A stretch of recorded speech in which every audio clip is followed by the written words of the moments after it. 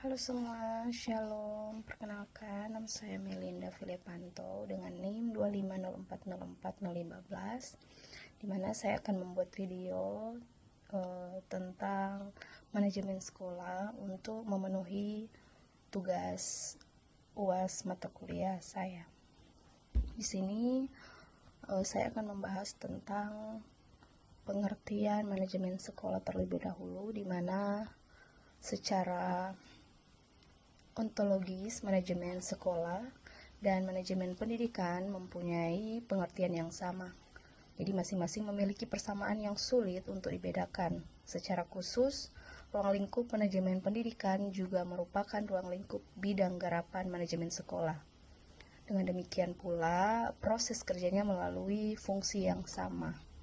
Jadi manajemen sekolah sebagai terjemahan dari school management adalah suatu pendekatan politik yang bertujuan untuk merancang kembali pengelolaan sekolah dengan memberikan kekuasaan kepada kepala sekolah dan meningkatkan partisipasi masyarakat dalam upaya perbaikan kinerja sekolah yang mencakup guru, siswa, kepala sekolah, dan meningkatkan partisipasi masyarakat. Jadi manajemen sekolah merubah sistem pengambilan keputusan dan manajemen ke setiap pihak yang berkepentingan di tingkat lokal. Jadi manajemen sekolah dapat didefinisikan sebagai suatu proses kerja komunitas sekolah dengan cara menerapkan kaidah-kaidah otonomi, akuntabilitas, partisipasi, dan sustainabilitas untuk mencapai tujuan pendidikan dan pembelajaran secara bermutu. Jadi dengan mengalihkan wewenang dalam keputusan dari pemerintah tingkat pusat, departemen atau dinas pendidikan provinsi, kabupaten, dan kota ke tingkat sekolah, diharapkan sekolah akan lebih mandiri. Oke, lanjut, kita akan membahas tentang tujuan dan prinsip manajemen sekolah, di mana menurut Supriyono Subaktir, tujuan utama penerapan manajemen sekolah adalah untuk meningkatkan efisiensi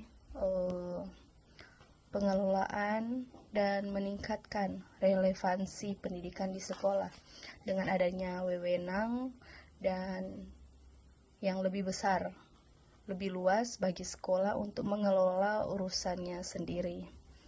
Adapun menurut Mulyasa, tujuan manajemen sekolah adalah yang pertama itu peningkatan efisiensi, antara lain diperoleh melalui keleluasan mengelola sumber daya partisipasi masyarakat dan penyederhanaan birokrasi.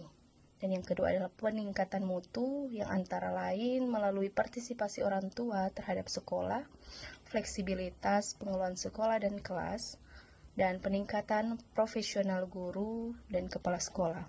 Dan yang ketiga adalah peningkatan pemerataan, antara lain diperoleh melalui peningkatan partisipasi masyarakat yang memungkinkan pemerintah lebih berkonsentrasi pada kelompok tertentu.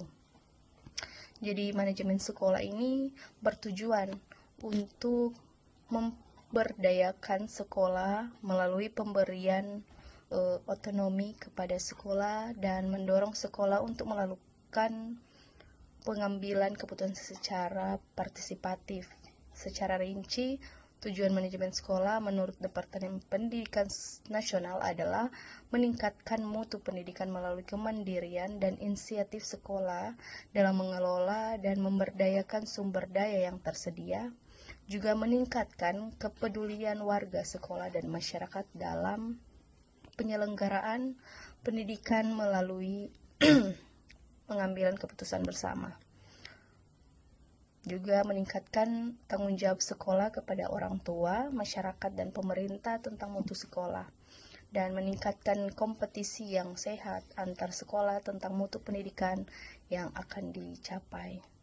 Jadi pakar ilmu pendidikan menyatakan manajemen sekolah bertujuan untuk memberdayakan sekolah, terutama sumber daya manusianya seperti kepala sekolah, guru, karyawan, siswa, orang tua, siswa, dan masyarakat sekitarnya.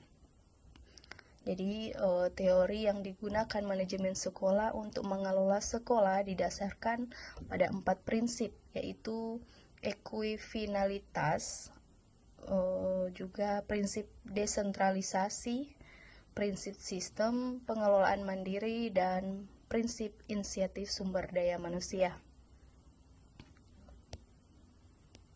Nah, jadi menurut Hussaini Usman, prinsip-prinsip yang perlu diperhatikan adalah mengimplementasikan manajemen sekolah antara lain sebagai berikut.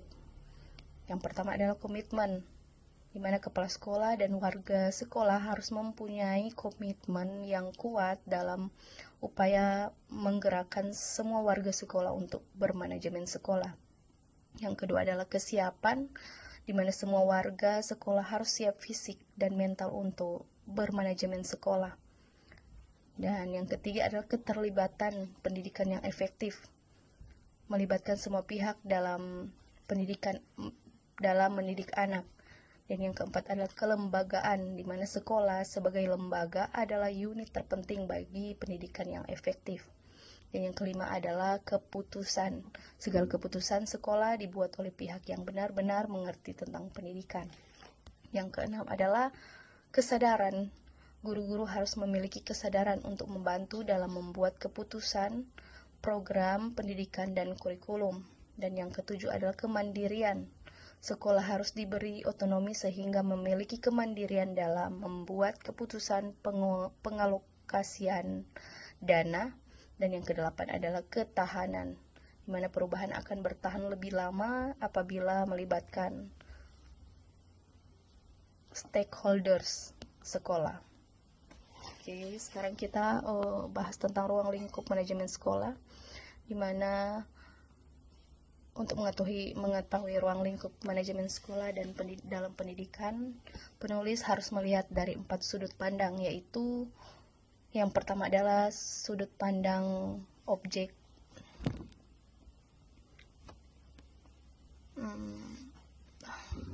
Garapan, di mana seluruh aktivitas manajemen sekolah secara langsung maupun tidak langsung terlibat dalam kegiatan mendidik di sekolah, yaitu antara lain adalah manajemen peserta didik, manajemen personil sekolah, manajemen kurikulum, manajemen sarana dan prasarana, manajemen tata laksana, dan manajemen pembiayaan atau keuangan, manajemen organisasi, manajemen humas, dan kerjasama.